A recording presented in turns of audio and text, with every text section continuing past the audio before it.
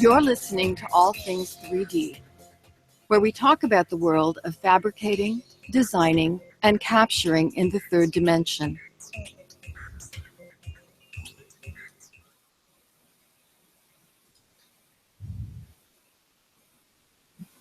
What on earth is this, Mike? Well, as you know, the title or theme of this show is VR and politics. And one of the things that, like the New York has done in the past is they brought in some of their fancy cameras to actually immerse the individual. Now, you don't hear any sound because I'm running this actually through the web and that's turned off. But imagine having sound around you and being, as you can see here, part of the audience. Holy cow. And be able to, and imagine being able to put this in your, and you can try that later on, your VR, YouTube VR functionality, which is now available both in iOS and Android, and kind of be able to look around like you're part of it. And depending on how good their audio is, because you can now do spatial audio with YouTube Live, it would be like you're there. So my question is, does this add anything to the political, what do you want to call it, media capture? And my thoughts is, I think there's a novelty to it right now, but yeah, if I didn't ever have an opportunity to be part of a rally, let's say if I was disabled or just don't have the funds or there wasn't one in a particular area that I could visit, this would be the next best thing. Now, obviously, you don't get the bumping and the shoving and the things like that that come with crowd viewing, nor the other things like smells and things like that. But the point is, as you can see here, it's almost a front row seat, and I would be able to kind of experience Donald Trump giving his speech.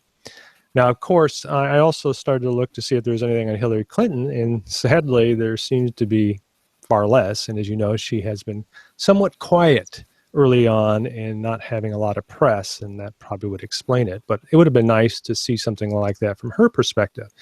She did a lot of smaller venues early on, and I think that might even be a better use of it. And as you can see here, this has been edited to kind of blend in different scenes so it isn't the full rally. Now, there are others out there, if I jump back to it, besides this one. When I did a search, and this one's specifically for Trump, but if I do, let's see, 360 politics,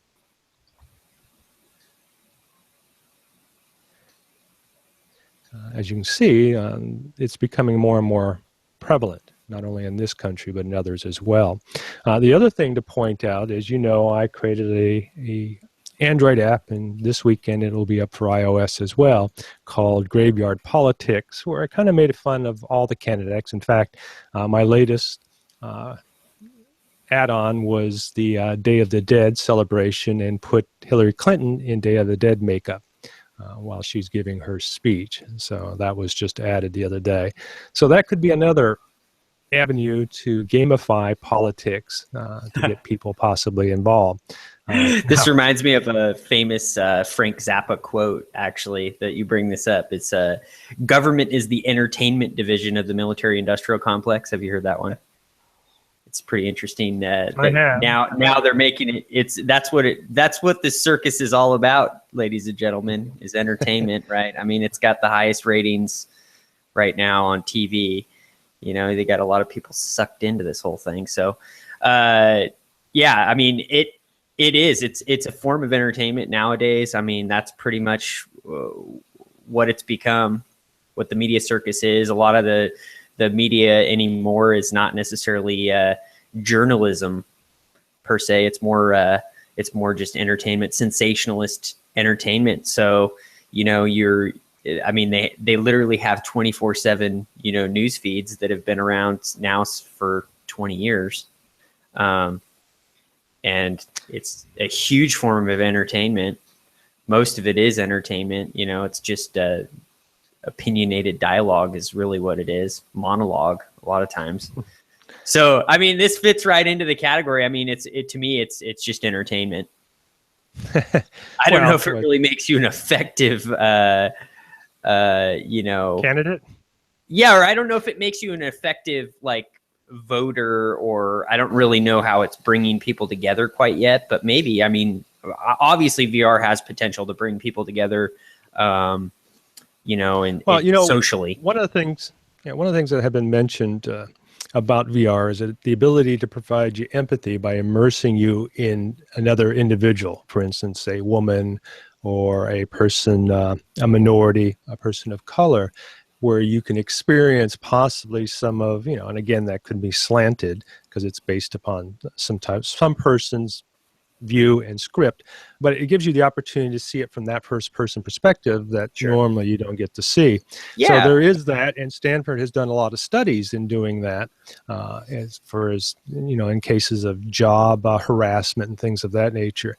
So from that perspective, but I was just looking at more mainly from, and I've coined this passive VR, where it's 360 spherical, and again, this is flat 360 spherical. It's not 3D as far as stereo cameras, as we spoke about with the Views camera earlier, and the more expensive Ozo, like that $16,000 or $20,000 camera. But the whole point in saying all this is that, do we get an extra point of immersion? Will that work in the future? It's not going to go away. The technology is going to become cheaper, and obviously the avenues to be able to put this up not only as archive material, but actually live, it will be changing. And we'll talk a little bit about a new camera from our friends over at Bobo, who have come out with a stereo hemispherical 120-degree camera system. So there's plenty of this going around, and I don't see it ending, and VR is getting cheaper. That Microsoft announcement, you can buy a $300 headset with positional tracking to hook up to your Windows machine. I think that's a game breaker. And we also have the PlayStation, more for entertainment. So I think it's becoming more pervasive, and I'll just say cardboard. I'm going to be talking about the new Pixel, my opinions of it, because I got mine from eBay the other day, and we'll do a little bit of unboxing with that. So if anybody out there in the audience has their own views, don't hesitate to comment in the YouTube channel. I'd like to hear them, because obviously this is one of the, what would you call it, divisive campaigns or elections in American history. I shouldn't say that. We weren't around. I think there were some more divisive ones, where they actually pulled guns on each other back in the old days. But it is, at least verbally, extremely divisive. And so that's it. So let's move on to some fun stuff. Chris, what's our first item in the news? Well, this was a tragic death of a 17-year-old. This happened back in September, but they have just released the details surrounding his death. 17-year-old Tom was killed apparently in a fire after using his hairspray on a 3D printer. We'll just pull the article up here. And yeah, you can watch this video on YouTube. This happened in Lincolnshire, England, and you can watch this. The actual station manager give a statement regarding aerosol sprays around 3D printing, and and how they're a hazard. And he died of smoke inhalation as a result of the fire, and he has a twin brother, and obviously here he is, and super sad, and just another reminder to, that priority number one's got to be safety, and I want to touch on that maybe at the end of the show, and definitely don't just I don't know, just brush this off, just. Obviously the Print Whisperer will have some things to say about it, and I'd like to provide a little bit of feedback as well, because, I don't think the hot end is hot enough to ignite something like hairspray. But the fact is that he had other things around it. And the other thing that both you and I have talked about on a number of times is ensuring that you have good ventilation. Just for the fact of the fumes, and if you're starting to use more esoteric materials like you have been, like nylon and a couple of others that with obscure names, we really don't know what the long-term effects of those. In fact, we don't even know the long-term effects of PLA, even though it does smell like popcorn or whatever they said. But even that, we don't know what the fine particle long-term effects are. And so I got the impression that he was in an enclosed environment, maybe not even a long room. In fact, what did they say? They coined it the smoke room. Yeah. So that kind of gave me an indication that there wasn't any clear ventilation. So that's my feedback on it. And I know obviously you'll have some great tips. All right. Well, you've got some other news items because I don't actually come into the architectural area. So what else do we have that's going on? News in the news. Well, Formlabs released some engineering material resins, which are pretty cool. They released 4 new materials on top of they already had, I think, 5 others. So I think they're up to 9 now. They have some great new options, and their website is looking really pretty too. I don't know. As a web developer, longtime web developer, I definitely take note of people that do a really good job on their website and photographs and all that kind of stuff. And definitely go check out their website if you want to get inspired on web development. But you can go down and check out what their materials are. They brought out a new tough resin. This replaces I think this is like their 2nd or 3rd iteration of tough resin. So it simulates ABS plastic. Then they have a high temp resin, which this looks really interesting. They actually make an injection mold. You can actually use this to make injection mold, short run injection molds themselves, like the inner core. So you can make, so here they show, an injection mold part. That's super cool. Now, obviously you've got a Formlab too, and I'm assuming that's which you'll have to use some of these materials, or will it work on an earlier model? I would imagine, what's cool about these materials and what's cool about the bottle they come in is they actually have like a pour spout on them. So I imagine that you should be able to actually use these on the Form 1 Plus and Form 1. I'm not entirely sure. So yeah, so the tough resin is they by iteration they put a number at the end. So this one is the tough resin 3. They have a new durable resin, the high temp resin, and then their 2nd iteration of the flexible polymer. So here's their 2nd iteration. I've actually used their flexible polymer a little bit. It's pretty it's really flexible. So yeah, a short 80A. Okay. I was thinking about it too. I looked into it, Dan, because I wanted you to possibly, I've got my Neo DVR Uplay, and some of the components are flexible, like the little extra extension piece for the as I call them, the eye cups. And I've been looking for something around the Shore of 60, and really there isn't anything out there to do that. And obviously this is a Shore 80, but in looking at that, it seems fairly flexible. So it's very flexible, and it seems to tear pretty easily when I've used it.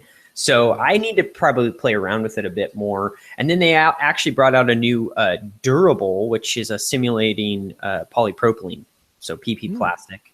And so it's good for, obviously, if you want to make prototypes of anything that you might be making out of PP, because polypropylene is used everywhere. So here they have it in a squirt bottle. That's not quite available yet. They say early 2017, and you can put your email in, and then here they have the material property chart down here,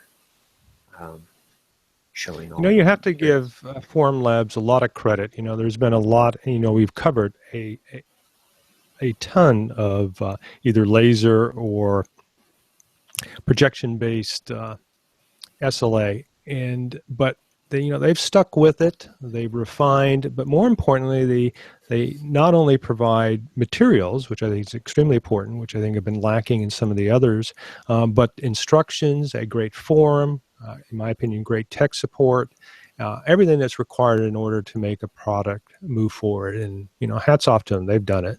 I don't know where that latest lawsuit is at. Maybe we should dig that up a little bit later. But oh, they settled. We covered that. No, okay, maybe my memory. Yeah, they settled with 3D Systems for. Yeah. They've had another one since then. Oh, Another didn't know company that. has come out, and either you may or may not have been here. So I'll have to revisit that. It's another company who has sued them, and I can't remember the name now. So we'll have to go back and revisit that. So yes, I agree. 3D Systems was settled. This other company, I don't know what the status is. So should we look at it? But in watching you right now, Chris, I see something kind of like glowing behind you there. What may that be? Well, we could go take a look. Why not? Let me. You want to? How about we just kind of hold off? Because if our audience is watching, they might be interested to see that themselves. But we want them to watch a little bit more of our show before giving something surprising. So yes, Okay. It looks like you had something delivered this week, huh? Yeah. So it took delivery of the Ultimaker 3 on Tuesday. Today's Friday, so I've had it for. You buried the lead, buddy. It was. It basically was similar to a Taz 6, or similar to a little spot experience. It's kind of like pull it out of the box, plug in a couple things. It's easier to set up than a computer. I mean, it really they have it so polished. I mean, the unit is very, very polished. There was a little bit of hiccups in the beginning, just getting they have an auto leveling system built into it, but it didn't quite work in the beginning. I kind of had to toy around with that a little bit to get it calibrated, but now it produces really beautiful prints. And we'll take a look at it. I'll take you over in a minute and give you a tour. Yeah, well, I'd love to see it. As you know, I've had 2 Ultimakers. Gave one to Stanford. The other one, sadly, I had to sell a couple of years ago. Regret it a little bit. But on that note, little announcement. I'm thinking probably December 1st. I'm doing a super tech yard sale, garage sale, whatever we want to call it. So if you're in the area, it looks like I'll be selling my Form 1. So for a super price, probably less than you would be able to get one on eBay, and also a MakerBot. So I'm probably just going to stick with the Ultimaker, even probably get rid of my my Delta printer. So there'll be 3 3D printers, a couple of computers, tons of parts, tons of material. So if you're interested in this, you live in the San Luis Obispo area or California, want to take a drive up, Morro Bay is fairly nice in this time of the year. Bring a light jacket, though. It does get a little cold. But I'm linking December 1st, so I'll put something out as we get further along. All right, well, I'm going to transition into a VR item. Next week, it appears, the rumors are, and I had actually ordered one, so hopefully it plays out, the Google Daydream View VR headset will be available. Now, obviously, it is focused around the Pixel Android phones that were recently released, and I was able to finally acquire one on eBay, so I will be able to give you a little bit more of a rundown, not only from a open the box and how does it feel experience, but also from a developer's perspective. Sadly, I was hoping for a little bit more oomph, the fact that I had a Snapdragon 821, and I did not see that. So I'm going to have to make my Graveyard Politics app a little more efficient to get the frame rate that I was looking for. So we'll talk about that a little bit later and actually give a full rundown on it. But yes, supposedly November 10th, so I should have it before next week's show, and I'll be able to give a rundown on it. The thing that I am most intrigued with on this particular unit is this little thing, if you can see my cursor, this little item right here, and that is the Daydream controller. Now, I've been able to emulate this on one of my old smartphones. I have a Galaxy S4, and I've actually, I think I'm using Cyanogen Mod 13 or something. So I've been able to actually run it on that. And I've been pretty impressed. Now, I don't know how that's going to carry over to this device, but this little area where you see my cursor is like a touchpad. So you can slide your thumb around it. And I found, as I was just playing around in my Graveyard environment, I could kind of get I felt like I was on like a what do you call a Segway. Yeah, because as you push it forward, I'm thinking, wow, wouldn't that be great if they OEM'd or made the actual innards available so you could actually put this, let's say, on a handlebar. So I've been thinking in my next iteration, I'm going to be creating Alps, which is a snow skiing, because it's also got a 6-axis, and I use the gyro in there to allow you to jump. You just kind of move your hand like this, and that causes it to cause you to jump. So it's kind of an actual physical experience. So if you've ever done a Nintendo Wii, or actually I think even the new Apple TV has some capabilities like this, and I'll talk a little bit about what I plan to do with that a little bit later too. But having that and being in a VR is kind of cool, because you can actually use that accelerator and gyro to kind of give you the illusion that you're moving in 3D space. Now keep in mind that's all they're doing is taking deltas from your current position. They don't actually track it like external position trackers like from Windows, or also the occipital structure sensor that I'll be showing off as well. But it does give you a kind of a neat experience, and I was thinking that would be kind of cool to have that in your hand like a ski pole and be able to kind of swoosh down the mountain and kind of move back and forth. And since, as I'm assuming you've skied, right, Chris? Quite a bit. Okay, so you use your body to pivot, and since there's a gyro in that actually would allow you to adapt that information. Plus, remember, you've got a gyro on your head too, so between the two of them, you can manipulate. And plus, using the pad, you can go faster or slower. So it'll give you kind of an interesting experience. And I enjoyed being able to kind of move, zip around. And I was thinking in the future, as I'll talk about a little bit later, wouldn't it be kind of cool to kind of create a little like Segway type device to kind of transport you around a larger map, and then you just get off of it to kind of walk around when positional tracking becomes more prominent, instead of just the teleporting. So that way you're just not closing your eyes and opening them in a new area. You can actually kind of enjoy the land, but also understand that you're on a device that's static. And so maybe that'll work out. So I'm going to play with that too. But yes, next week this is coming out, and obviously I'll be able to review it. Who knows? I've been a little underwhelmed with the Pixel itself. I might be underwhelmed with that, but I do like that controller. I think that's going to have some cool potential. All right, Chris, what's your item? What are we into now? Sony has released, this is not for the faint of heart, and they stitched together 4K and 3D video together in a new medical monitor. This is our 3D in medicine. Can you zoom it up a little bit? Yeah, let's zoom it up. Maybe you don't want to, but I don't want to. Gross. So they apparently have unveiled a new line of medical monitors and recorders, including the first to combine 3D imagery with 4K resolution. So it's a 3D 4K TV that's actually. Now, when we say 3D, what we're actually saying is stereo, correct? Right. Okay. Not actually superimposing 3D objects on the video. No. So previous medical monitors have capped 3D images at HD resolutions, but Sony's new line sharpens the view to 4K, bringing it with higher contrast and better color reproduction. And it comes in either a 31-inch or 55-inch size. And they're compatible with 4K and 3D surgical microscopes, endoscopes, and other equipment through 3G, SDI, DVI, and HDMI. Wow. Yeah. So have you ever played with 3D or stereo projection on a TV?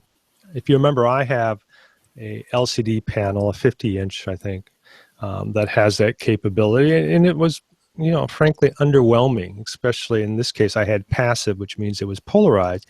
And the deficiency there, and I can see why this will become advantageous, is in order to do polarizing, what they were doing is literally slicing the screen, either vertically or horizontally, which means you just cut your resolution in half. Now, in the VR world, they do an over and under, so you don't see that same resolution cut because literally you have 2 frames, and actually there's over-under functionality, but the problem is you still have one pane in front of you, and you have to split the resolution. Now, imagine if you don't have that issue, or with a 4K, all you're doing is dropping your stereo to standard 1080p. So I can see how that could have some benefits in medicine. And after visiting our friend in Idaho, who looks a lot like Carol from The Walking Dead, she's a scientist in a hospital, and that's what she does. And she talked about how they use these monitors to review things that are on these microscopes.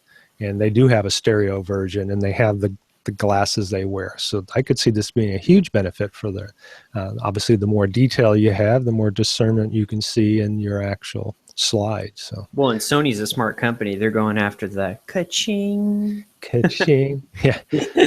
Every hospital in America needs one of these. Ka-ching. Yeah. Well, You know. I don't know what it costs, but yeah, you're probably right. I'm sure anything medical, if it has medical in the title, it's going to be. Okay, well, you know, while we're pricey. on the issue, let's see if I can find mine. Yeah, I'll go ahead and we'll stick in the medicine area. And okay, this again will make you a little squeamish, but I think it's important to show. Now, this is the end result. This gentleman is a cancer survivor who lost his right eye and part of his face due to probably surgical procedures. And in fact, it tells you here it destroyed facial tissue on the right side of the patient's face. All right, so be prepared. This was the results of that. So, you know, like we've seen elsewhere, the ability to use prosthetics that conform to a person's face are very important. And in the past, we've had skilled modelers and sculptors perform that. But now this particular gentleman, just by using his phone, was able to capture, and in fact he indicates here using 123D catch, this individual's face using photogrammetry, and then was able to create a, what do you want to call it, a 3D model, 3D printed model to fit the conformity of the scar tissue. And this, I guess, is a version that has not been painted. And then here he's actually providing the paint. And, you know, here's another image of it. And then we have this. Excuse me. So even though we still see some, you know, slight changes, it looks like somebody who's had some severe an accident or something, but nowhere near the damage that we had early on, and still presentable. You know, the miracles of what we're able to do, and we're not even talking about growing tissue, which is its own, the bioprinting functionality. We're just talking about standardized printing capability and the ability to do scanning. And as you know, I've been working with the Shriners Children's Hospital to actually scan the children there without touching them and use that to provide dimensions so they can build these, they have to be form-fitting garments that they use for the healing process. So, you know, not only can we do it from an aesthetic point of view, but we can also prevent the what do you want to call it, the suffering and the pain that goes along with having to take exact measurements. In fact, what I was told, because of the suffering, many of the technicians that have to come in there and make these measurements, they don't do a good job because they don't want to hurt the child. So by using 3D scanning, they can do all the precise measurements afterwards. And, you know, as far as I know, laser transmissions, especially low wattage, does not hurt you in any long-term effect. And obviously, at low term, as nerd knows, heat involved with it. And, you know, it's a lot better than being prodded and poked, especially if you're severely burned. So they're still in the middle of testing that, so we'll see where that goes. And there are other companies doing that, but it's one of the things that kind of made me feel good, is that something I was working on could be used in that fashion. So this is all pretty cool stuff, and, you know, the more we cover it, the better. It's amazing. Can't even tell. Like, all right. So, Chris, do you want to take the next one, or do you want me to segue right into my architectural one, which I think is a little amusing? Yeah, let's go into this. So I don't know your opinion. I have some strong opinions about Donald Trump, and some of you who follow me elsewhere are probably aware of that. But one of the big things that he kind of kicked off his campaign with is building this damn wall with Mexico and how they're going to pay for it. Well, let's keep the the politics out of it a little bit, but this architectural firm out of Mexico said, here, we'll build this wall for you. So they did this visualization of what this huge wall would look like, and plus the fact is they turned it into an encampment so that you could bring all these people we're trying to exit out of our country so that we could, I'll use their verbiage, but essentially use it as a deportation holding room. So here's some more visualizations. Now, I didn't read it long enough to understand why they would make it pink. There must be something in that. Other than I can think maybe Mexico likes a lot of bright, colorful colors, and I don't know. So I thought that's kind of interesting. And again, another use of 3D. Obviously, they were trying to make a point here. Point well taken. So, any feedback, Chris? Not at all. That looks horrifying. So I think they got their intended. All right, let's bounce on to the next item, Chris. Okay. Now we can move into the Scanner Darkly section. Cool. And this has to do with the Project Tango phone, who a lot of people have been really looking forward to. And now you can buy one. So the first Project Tango phone, Lenovo Fab 2 Pro, is finally here. And you can order it right now from Lenovo's site for $499. And with that, you get a 6.5 inch roughly phone or screen, with 1440 by 2560. It's got 4 gigs of RAM, a 16 megapixel camera, and a Snapdragon 652. And it apparently has some of that 3D, right? That's the whole idea behind this whole. It has a 3D camera on the back of it.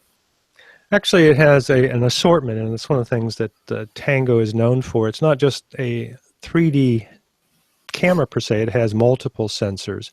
One is to actually measure depth, and there's a few others in there as well, which is one of the reasons you have that long series of sensors. But the problem has been, and I've looked at this because I've wanted to get one to look at positional tracking from other sources.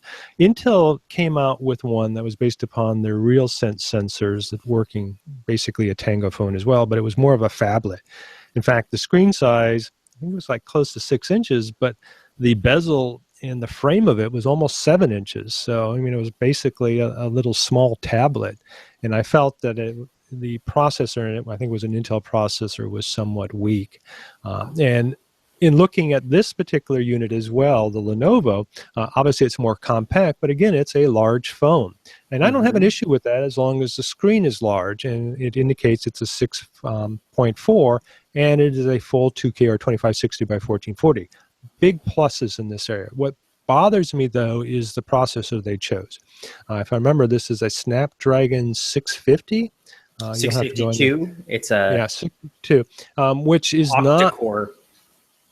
Yeah, well, I don't know if the cores matter as much. Now, I don't know if there's some extra glue that Google has added to this, but the processor right now for VR is the Snapdragon 821, which is used in their Pixels, and even then I'm somewhat underwhelmed with it.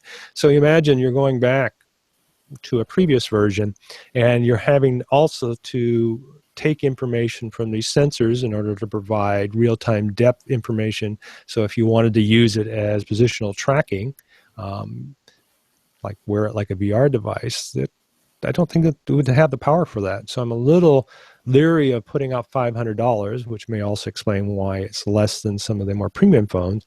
So I'm a little leery of putting out $500 to have a product that may not work very well. Now, screen-wise, I do agree. I think if you want an immersive VR experience, and it'll talk about it as well on the Pixel, you need a large screen. 5.7, I think, is the minimum, yet we're seeing in all these new premium phones 5.5, and I'll explain to you why I think that's important a little bit later. So I'm going to jump into a little video, and I think we saw part of this, but if you remember last week we covered the Microsoft event. Yeah. And actually, let me jump to it. So she's going to talk about a little bit. Can you hear her? Yeah. Yeah. It's a little bit, let me turn it down a little. You could turn her up a little bit. Okay. But let's take a look at it anyway.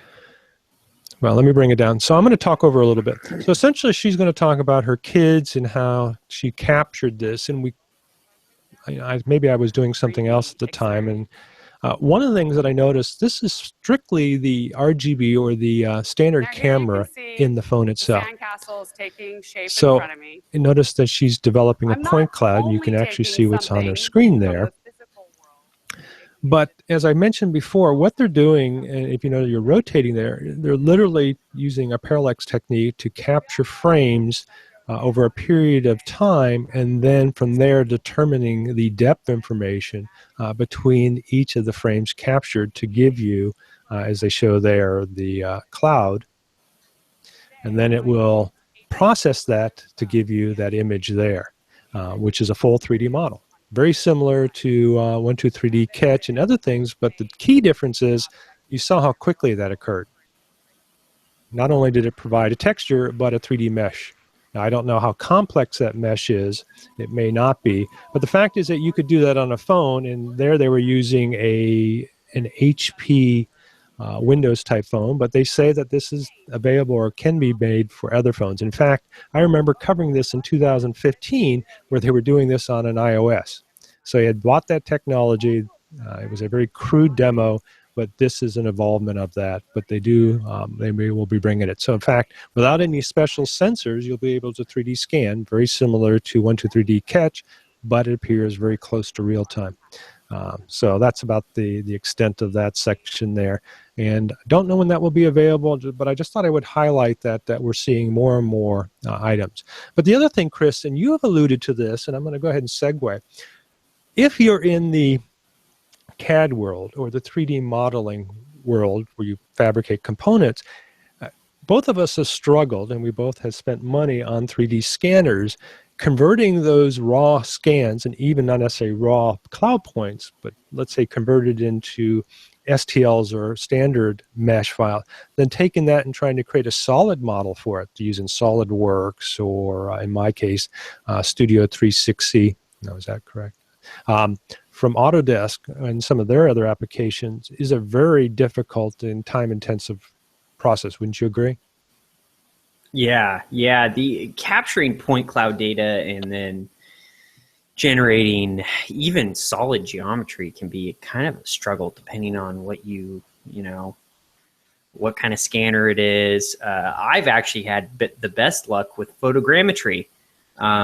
So laser scanners just haven't cut it for me, especially like kind of the middle of the road ones. I know there's some high-end ones out there that like Faro makes, 3D Systems has some, and I know that those ones are touted to work well, but I haven't seen a whole lot of real life examples where they do. And so usually what I end up doing for CAD is actually capturing it with just calipers, kind of laying it out in CAD. And then that way you're capturing design intent as well, and just try to reverse engineer it by hand, because the scanning technology hasn't quite caught up yet. I think there's a lot of research out there, and there's a lot of people that are kind of on the cutting edge, and they're probably further along than I am, or you are, and that are working on apps like this that can kind of bridge the gap, if you will. Well, and I've kind of been abandoned, as you know, the service part of this, but it's time intensive, and it takes a lot of time and a lot of dedication to become efficient, to actually make money at it, and the tools to actually do this type of thing are not cheap. So it's got to be something you have to think about in the long term if you wanted to make an investment from a service perspective. But the reason I bring it up is that there's another company out there that has created an application to allow you to take 3D laser scanning cloud point data sets and then compile that information so that you can bring it into an actual CAD drawing. And I saw some opportunities, or actually some experience of this with the Trimble system back, 2003. So it's been some time now of where this was starting to go. And now, obviously, it has improved immensely. But essentially, you can bring the 3D scan and cloud process into it and derive CAD model information that you can then use, like in this case, to complete structures, analyze structures, as you can see here, so that you can provide proper, what do you want to call it, feedback into a BIM system. Because as you know, when you're designing something and it's being created, you're always having to monitor the tolerances, because what you don't want to do, and we've seen examples of this, is design something, but because of either a construction error, the walls don't actually meet properly. And if you don't have a great construction or manager or inspector that's there constantly, you could wind up with walls that don't join at the end. You could have pipes that don't come together. And so that's another use for using 3D data in order to provide real-time examination and testing to ensure you don't wind up with these type of problems. But again, this software is not cheap, so it's got to be something you're jumping in with both feet and as part of making a living. And sadly, you've invested a lot more money than I did, but you really can't take the cheap road on this if you want to do it as a serious business.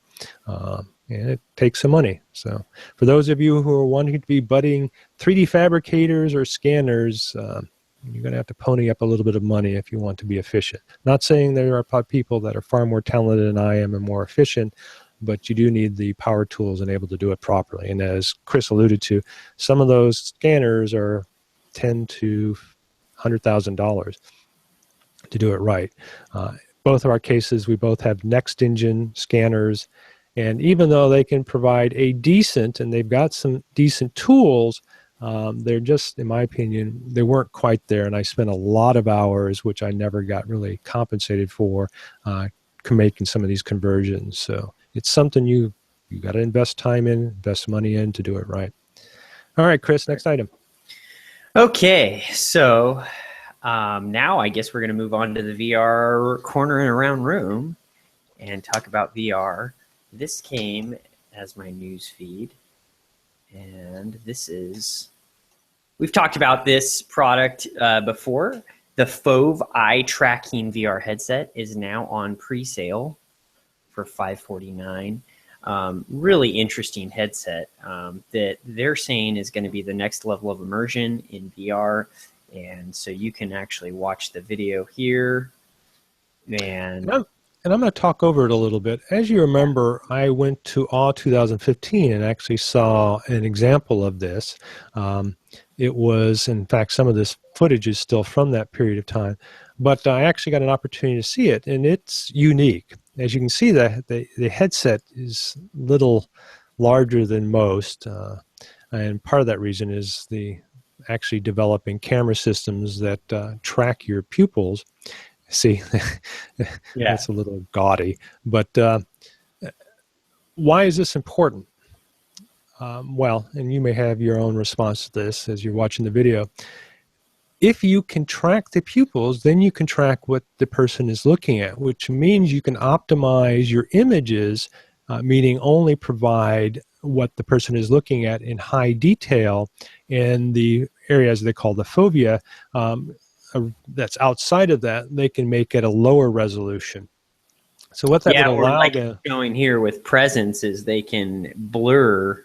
They can add motion blur, or they can add focal blur, just like your eyes really have. Depth of field, correct? Yeah, depth of field. Yeah, which that adds a whole other dimension. Yeah, but again, it gets back to, if you're able to do that, that means you can create a lower quality texture or even meshed information, probably more texture, and that would improve the render times. And they're not the only one that are working with it. There's a couple of others, and as you can see there, they're putting effort to ensure that they're available in all platforms, or at least OSVR and SteamVR, as well as Unity and the Unreal Engine, which are the two most important. There was one other there, but I didn't catch it. But the fact is that you're on one of the two main gaming engines, I think, is extremely important. In fact, I did see the woman on the right when I was there, In fact, if you go back to my AW demo, I actually had a little bit of an interview with them. So it's a cool headset. Just think it's a little bulky and weird looking, but it's balanced fairly well, and it does work. Yeah. So on pre-order now at fove.com for $549 until the 9th, and then it goes up to $599. Super cool. Well, I'm going to jump right into my next item. You know, we've talked about, and I actually bought one and showed it on our show and kind of did a brief rundown on it.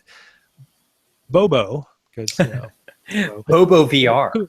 Bobo VR. Doesn't that just kind of roll off your tongue? Hey, sure. I've got a Bobo VR.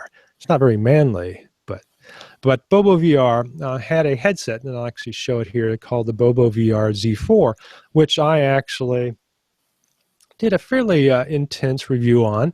It's nice. It's a little plastically, but it's inexpensive. I think I got mine for like $30. It fits most phones. It does some unique things, that it has an actual headphone jack. Sadly, that means those of you who are using the new iPhone 7, you'll have to use your dongle with it. But I did find with the iPhones, if you have it oriented in the incorrect position, it didn't matter anyways, because you couldn't actually hook up your audio to it, the audio jack. Worked very well with Android, and then also because it was one of the 3-ring 1/8-inch jacks, it has a volume control below that actually works. And then it also has the standard Google cardboard sensor, at least the 2015 models. I did find that there's like a little rubbery tip on it that kept not coming off completely, but I thought that eventually that might come off. It also has built-in headphones. So they did some unique things, and the optics on it were pretty decent, fairly large. In fact, I thought, they are larger than the Samsung new Gear VR for 2016. So they obviously have put some effort into creating some unique products. Well, then they came out with this, and I don't know exactly when you'll be able to buy it. I've asked for some release, contacted them to hopefully have them on to talk about it. But if you remember, what 3 weeks ago, after I came back from my trip from Idaho, I had shown some video of how I had captured hemispherical video from 2 cameras, and then made a little YouTube video of it. And the advantage of that is mostly we are concentrating on what we see in front of us. We don't really care what's behind us. So if we can provide that in a stereo pair and then push it out, I think that would be very cool. So I had been working on my own version of that, creating a 3D printed frame that you could buy the cameras. But it appears Bobo VR S2 has done this for me. So I don't need to waste my time engineering another product unless this thing sucks. But I don't think so. I think you're looking at a medium level product, 2K. Now you were thinking, well, some of the other cameras are 4K. Now keep in mind, that's 4K with a full 360 spherical panoramic. This is only 120 degrees. So it probably is more than sufficient. And again, the 2K is not 2K with 1K per eye, it's 2K per eye. So you get your full 2K per eye. And then 120 degrees, which I had experienced with my own system, is more than adequate. It gives you some ability to move your head around in front of you and up and down. And then 30 frames per second. That's fine. That's not, obviously you're not going to be using this for action. But what I found is because they're using a DSP, they're able to send this out through a standard USB 2 port and be able to use this, and I don't know if the apps will be ready for it, for live streaming. So imagine having 120 degrees stereo imaging that you can throw out to YouTube Live, because they will support equatorial or equirectangular 360 stereo pairing, which is above, under, in real time. So this would be a cool camera for that. And it's small, it's compact. You could put this in several locations. But how much did you say it is? I don't know yet. I don't think they have a price. So, and that's one of the things that I was hoping to find out. And all you can do is sign up for more information. So this is still early on. Bobo VR, because they put out that headset for about $30, $40, I don't see this being more than $300, and I would guess maybe about $200 to $250. If that is the case, this could be a game changer, especially if they provide the live streaming in that.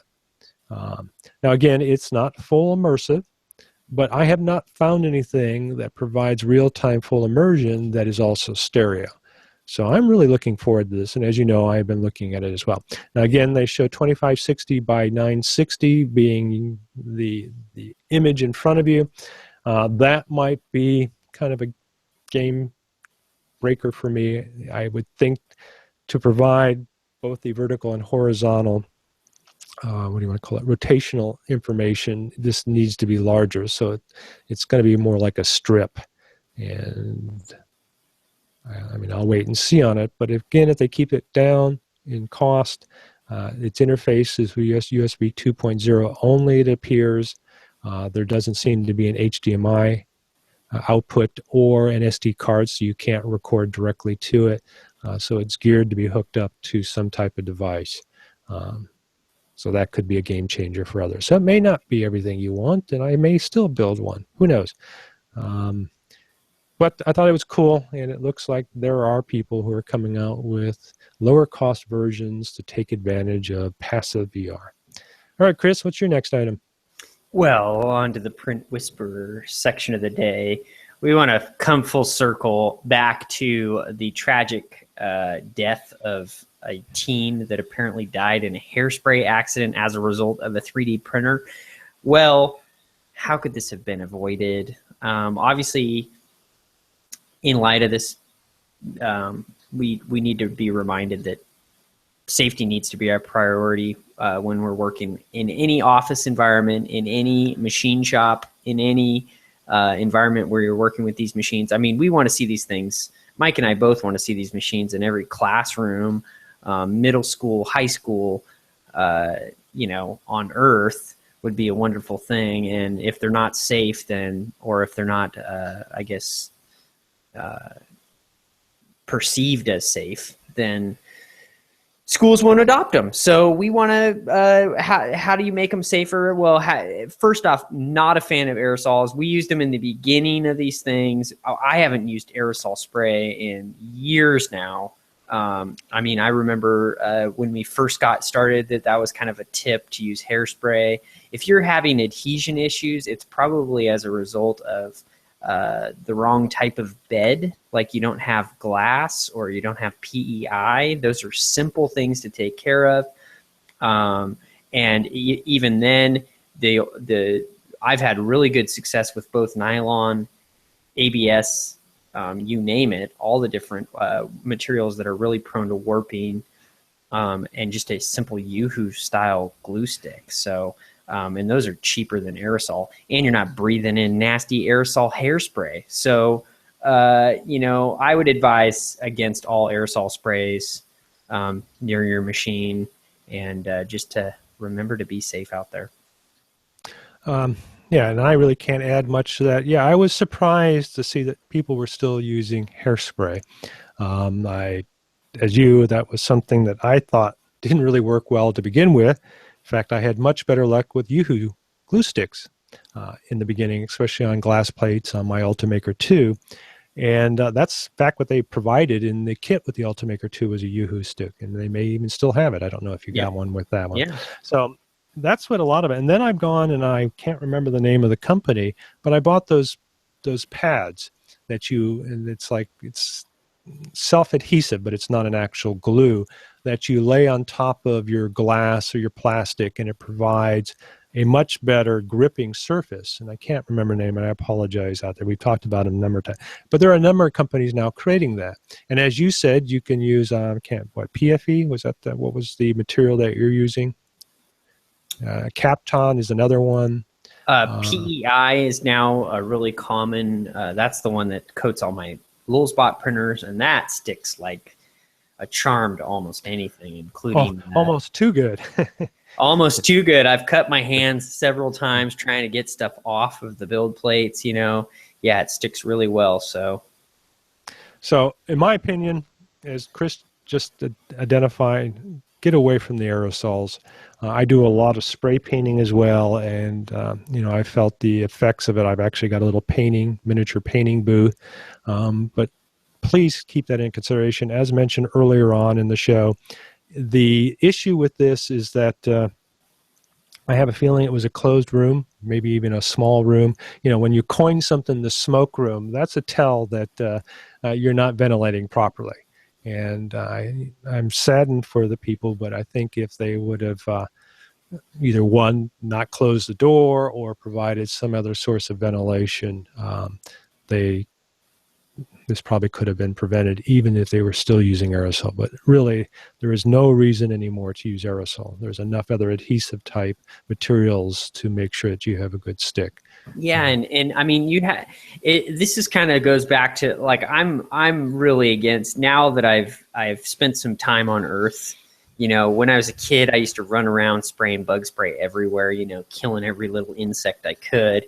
And now I understand, I mean, when you smell that Raid smell that we smelled when I was a kid, I haven't smelled it in a long time, but, when you're smelling that smell, that's you breathing that same stuff that you're killing those insects with. So, I mean, it's poison. It says right on the bottle, don't inhale this, but if you smell it, you're breathing it. So, aerosol sprays, just stay away from them, because like even the hairspray, or like we were talking about with some of even the materials that we're printing with, we don't know the long-term effects, but we do know the long-term effects of inhaling bug spray. It's not good. So don't do it. Any aerosols, I just stay away from them. There's no need to even incorporate an aerosol into your lifestyle anymore.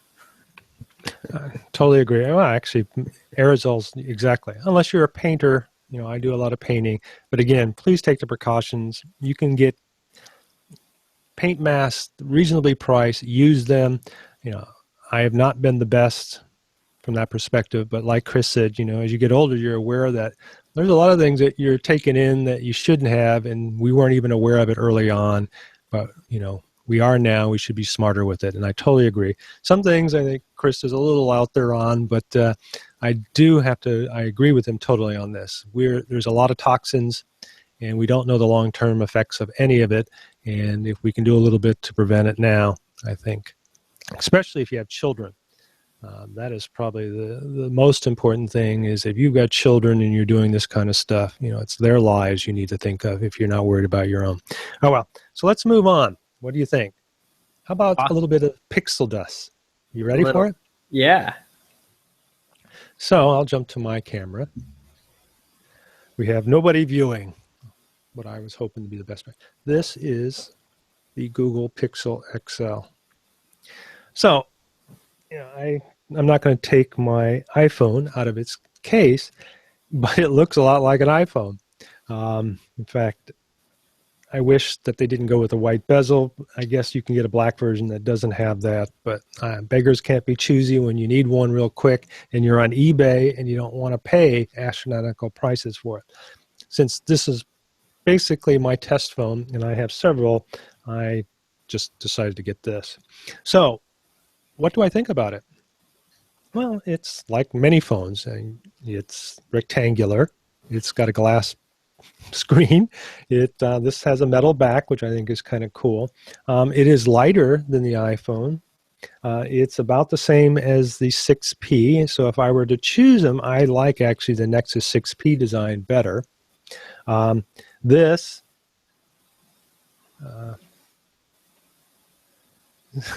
So does my wife want to become part of our show?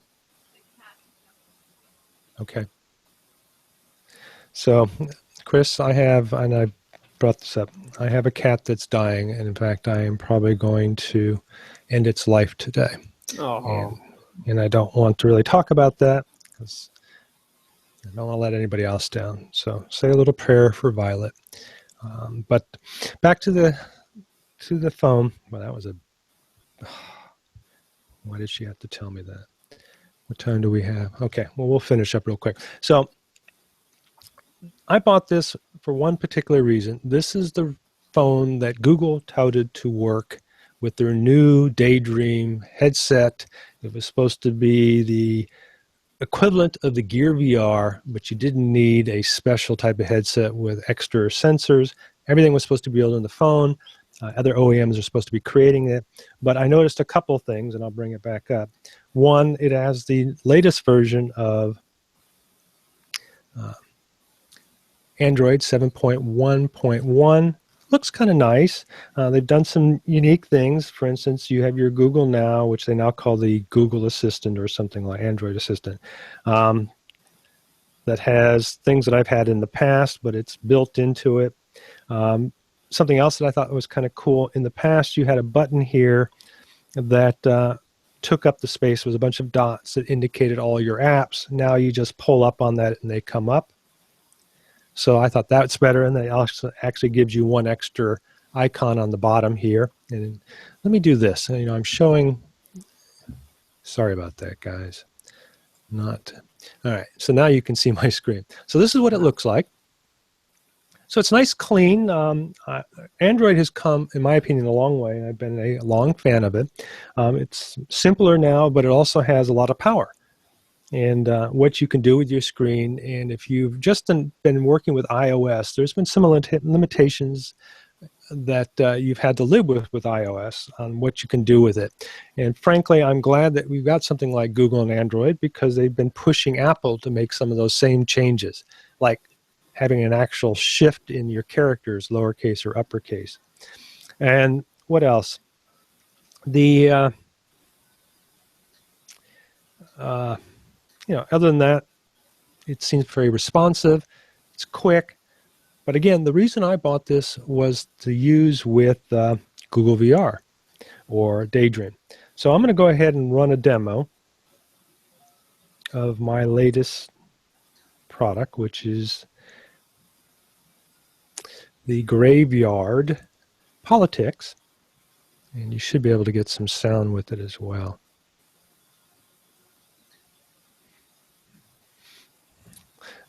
One of the things is that in the Google Play Store, your app cannot be more than 100 megs. And when I first released it, actually I never got to release it because it never came up. Well, there is something that, as you can see, did not occur, and I didn't turn it on, which has been a problem. Would it come up? No, just... Yeah, and there's a reason for that. If I drop out of this and then come back into it, we should see a screen.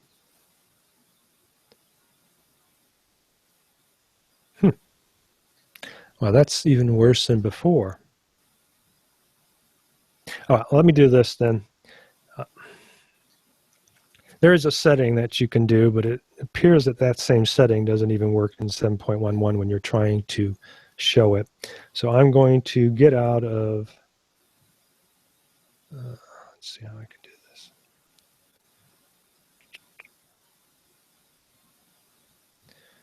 We'll just switch this on. And that should cancel. Okay. All right, so I'll go back to this screen and we'll just show it like this.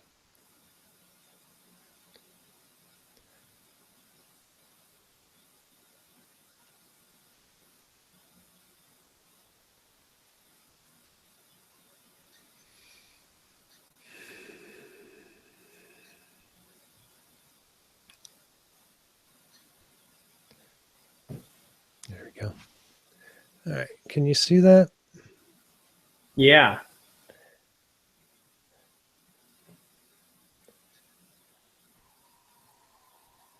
So will this do what the, so you don't have one of the Google Dream sets yet?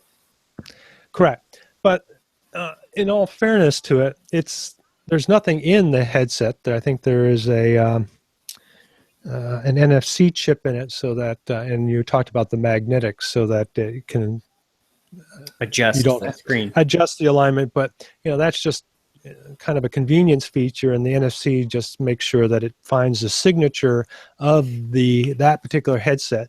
But they've had QR codes for that. So this I have used in conjunction with my own. Let's see, can you see that? It's a little dark. Okay. So the problem I've had is I have a Nexus 6P, which is what Google has suggested for developers to obtain to show the results of it, but it's based on a Snapdragon 810, last year's model, doesn't have the memory. So what I thought my frame rate, which could be, let me shut that down, could be what I was hoping to be an improvement in performance, let's say maybe a factor of 2, and I mean, maybe I was hoping for too much, but at least 50%. But I didn't find that the frame rate increase was that significant, maybe 10% over the 810, and I was hoping for more than that. Now, again, my graveyard is pushing the limits on all this, pushing the limit on the textures, pushing the limits on the mesh detail, and I'm going to have to do some smart coding to switch things off if I'm not within a visual boundary. Does that make any sense? For instance, I have some shaders that provide fog to give you the illusion you're wading through fog. But I have these throughout this very large map. And, okay. All right, I will, okay. Sorry for those of you out there. I've got to probably cut it short. All right, so really quick, I think this is a good direction. I felt that with some optimization with the Gear VR, you can do some good things. The big plus with the Android Daydream VR system is that they're using more modern rendering techniques. They're using OpenGL ES 3.1 with AEP, which gives you better looking stuff. What else are they using? They will be using soon, or you can use the ARM64, which Unity has not converted to. That could make a big difference as well. Allows you to use larger texture fields. Now you have to move them in and out of memory. That won't be the case with ARM64. Unity does not provide that yet, so that's more of a Unity issue. Unreal does, and I've seen some differences there. And then finally, when Vulkan API we've talked about before winds up on VR, then you'll be able to see some stuff that you would normally see on the PC in a mobile environment. But none of the architectures that will improve that will make a difference. Now, I'm going to jump directly, and I have this I think I can show. This, when we've shown it before, is my NeoDVR Uplay Silver Edition, which is a bracket system made specifically for the, in this case it's for the iPhone 7, that's why that doesn't line up. Occipital has made a new lens, and I can talk about it now because they showed some images of it in their own report, but they have a wide-angle lens that improves the tracking ability of their sensor. So I've designed basically like an exoskeleton to keep the weight of the actual headset and viewer to a minimal. So then all you have is the actual phone itself. And as I mentioned, the iPhone 6S as well as the iPhone 7, because it's just a little bit lighter but not much, that is the bulk of the weight. So then you just put this on your head, and this is an earlier iteration of my headband, but I went with a semi-rigid headband, and because you want to support it with your head, there is a little bit of weight on the nose, and my new version actually has little nose pieces to minimize the discomfort. But back to the point, and I can actually show this one now.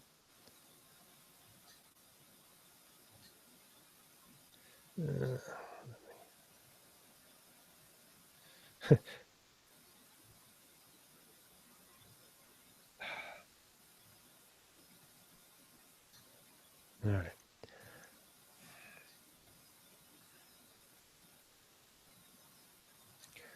Okay. All right, we should have a signal here. Okay, yay, something actually worked. All right, so I'm going to actually show my brand new version that has positional tracking. And this is where I said, when you have large maps, how do you move around? Because obviously, you're not going to have a 50 by 50 foot room to be able to run around in. So what's going to make this different? Now, the lighting may affect things, but let's see if it'll work. Okay, do you see? I'm actually moving in.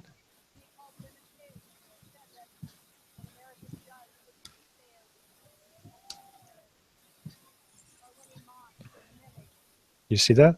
Mm-hmm. So I have now added positional tracking to an iOS device with the structure sensor. So I can literally walk around here, and then I have a teleporter where you can touch the screen and you can actually teleport yourself to different areas. Oh my God, there he is, Rudy the Ghoul. Where's he at? So as you notice, I can get closer to things.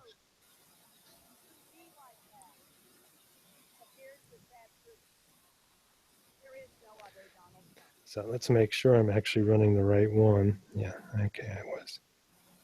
So one thing else that I'll have to work on, it's not quite there. For whatever reason, I can't have the structure sensor plugged in at the time that I start up the app. So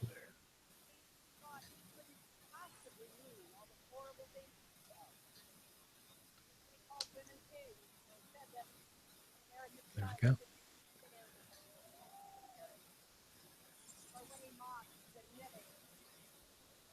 So obviously I can't walk around, but you get the effect. So essentially, actually I'm going to mess around with it. No, nothing ever works for me when I demo. It makes me mad. So essentially, it's just an early version of it. Two issues. One is I want to make sure that when it comes up, it automatically senses the sensor so you don't have to unplug it. But you can walk around in the area. And if you have a small area, my thoughts is if you created something like a little Segway vehicle, you could get on your little Segway vehicle, move around, and then get off your Segway vehicle to pick up items and put them in your cart. So it'd be kind of a way to work around larger maps, but still have the interaction or intimacy of walking around with an area. And so I thought that was kind of cool. The other thing is, if you get attacked by one of these, as I call them, graveyard creeps, it's supposed to reset the game. Works fine in Android. I think it's worked fine in the previous versions of iOS, but with the sensor itself, it just crashes, which is not a good thing. So I need to figure out that. But the point is, the positional tracking work, and it's kind of cool to go up to some of these weird plants that I have there, want to go out and touch them. And obviously, I think this has been the problem with this kind of stuff with positional tracking, is that you want to go out and touch things, but you can't. Because they're not there. Well, yeah, they're not, but they feel like they're there. So I can't wait to get those haptic gloves. So when you touch something in the VR world, it gives you a sensation of contact. That'll be so cool. So I'm waiting for that and for the mobile environment. And I think there'll be some companies coming out with it, but I can't say any more than that. So it's kind of cool. And I look forward to showing a better demo. So on that note, Chris, I'm pretty much done with I'm saying, as mentioned, in the Google Play Store right now, and I'll bounce back to that screen. You can get a version for either cardboard, so it runs on Marshmallow or Nougat. It's actually, the quality level has been reduced, and I did a few other tweaks to make it run better on, let's say, a Nexus 6. And then you can also jump over and get the Daydream version, which will have a new version going out that optimizes it. And then there is a tablet version. So if you've got an Android tablet, you can play the Android tablet version. And it uses the gyro with it. So essentially you've got a directional, that's what these pumpkins are, that moves you back and forth, left and right. And then you have the jump button on your right. But if you want to rotate, you actually have to physically rotate. So there's a little bit of exercise in there. So if you want to turn to your left, you can rotate. So you have to move your body. We're getting a swivel chair, but it's kind of fun. So if you've got an Android tablet, don't want to stick with VR because it makes you nauseous, try that. It's fun. And I have tested all versions, and you can complete it. Takes a little bit of a challenge, and I'm not really a gamer. But okay, Chris, I think that's Awesome. about it. Awesome. Well, thanks again to all of our news outlets, Google, the guys over at Autodesk. I don't think I touched on that, but we'll cover that next week. Form Labs, New Atlas, 3Deers.org, of course, engineering.com, Tech Radar, and Fove. And we will see you next week on another episode of All Things 3D. Bye. Hey, don't forget to vote. That's right. All right. Bye.